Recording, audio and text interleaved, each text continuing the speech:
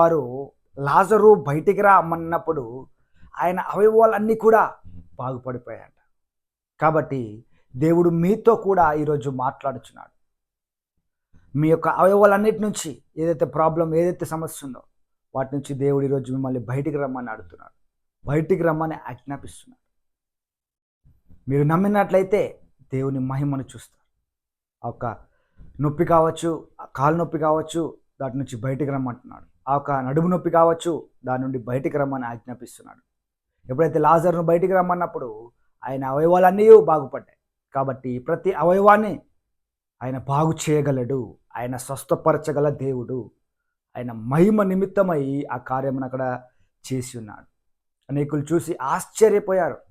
చనిపోయి 4 రోజులైన తర్వాత ఈ లాజరస్ను ఏ విధంగా యేసుప్రభు వారు పిలిచినప్పుడు ఆయన బయటికి వచ్చాడు అని అనేకులు చూసి ఆశ్చర్యపోయారు. ఈ వాక్యము ద్వారా దేవుడు మనతో కూడా మాట్లాడుచున్నాడు. మీరు నమ్మినట్లయితే దేవుని మహిమను